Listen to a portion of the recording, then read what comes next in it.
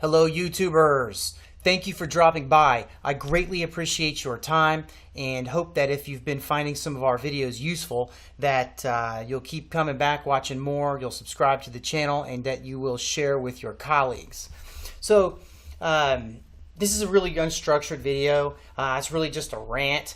I wanted to just kind of talk about small business firewalls, right? So, we've been running into lately a lot of potential customers that I've been meeting with that when I look in their network closet or their little area where they keep their technology, that I've been noticing a lot of people using junk, right?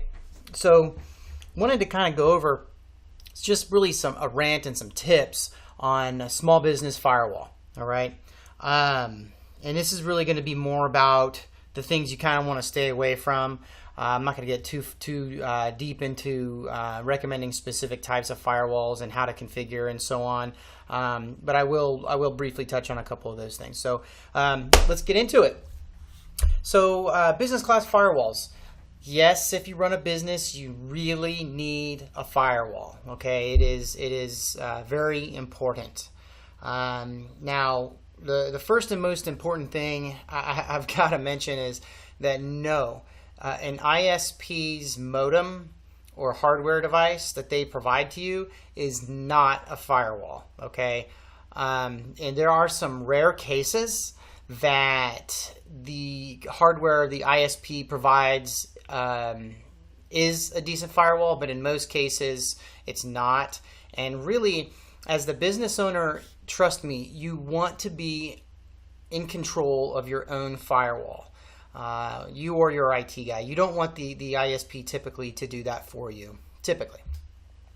So don't use modems, don't use the ISP hardware as a firewall.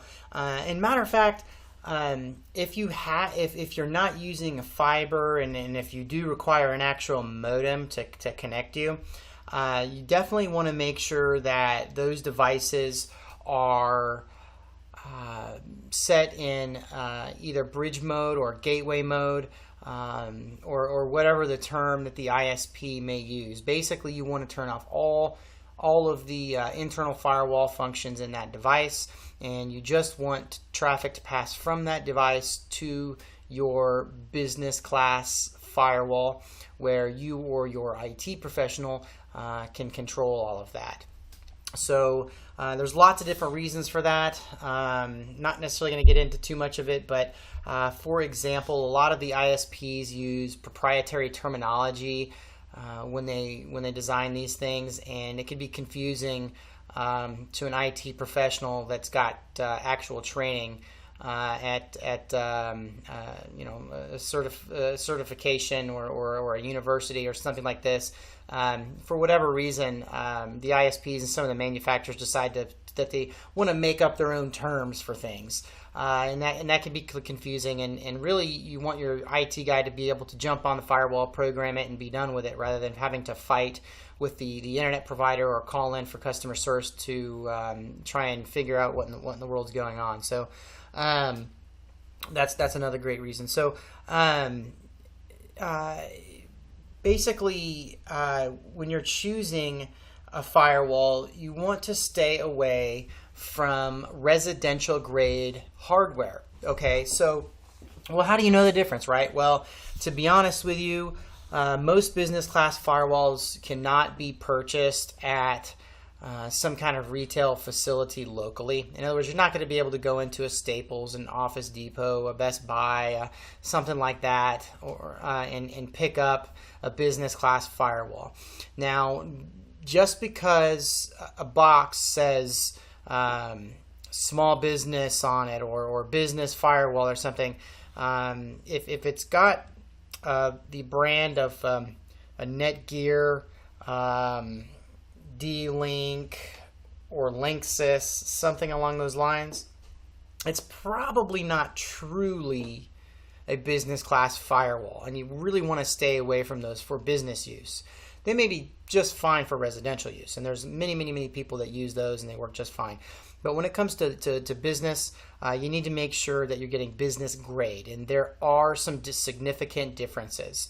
The other thing I wanted to mention is, now, after Cisco had recently purchased Linksys, well, maybe several years ago, they've been doing less with the Linksys name and really rebranded a lot of that stuff to say Cisco Small Business. And quite honestly, those aren't really business grade firewalls either. They lack many of the features and things that you really look for in a business firewall. So that's just something to keep in mind. Like I said, most of the time you can't just walk into a retail store and buy a business class firewall. So the most common brands of business class firewalls for small businesses, and these are just the common ones. There's lots of good ones out there, and there's even some open source Linux firewalls and things that are very good. We're not going to touch on all. We're just going to kind of go over some of the most common brands here, right?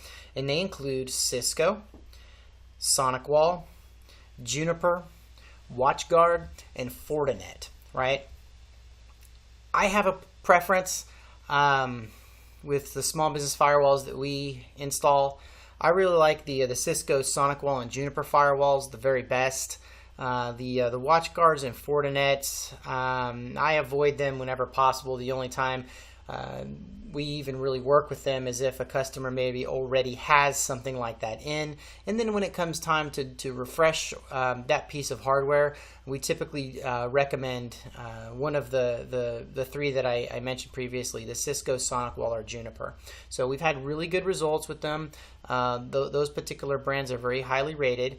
Many of those brands are well, as a matter of fact, all of those brands can even be suitable for larger businesses or even enterprise class businesses. So some of the entry level models may not necessarily have all of the features that the enterprise class models do, but certainly they are very suitable for business use. So that's just the firewall in of itself, the hardware. Definitely want to discuss with your IT professional specifically what model you need to purchase based on your needs. I'm not gonna discuss that too much, but some of the features that your IT professional may approach you with when discussing firewalls are not just the model and the brand, but also the firewall services. So many firewalls will come with sort of these active services, meaning that there's a time limit to them and they would need to be renewed every year or every so often.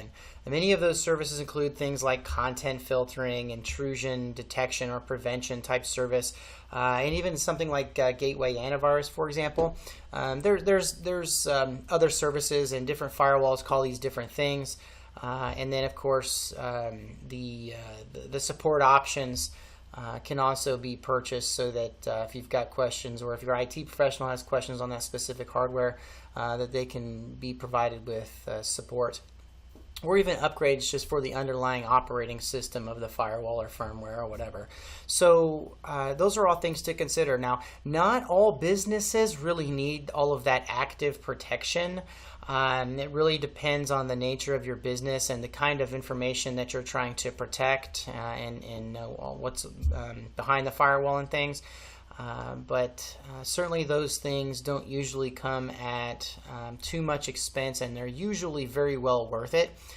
Your IT professional would be able to give you a good idea if you really need those or not, and what the cost of those are. So something else to consider is if you need a VPN.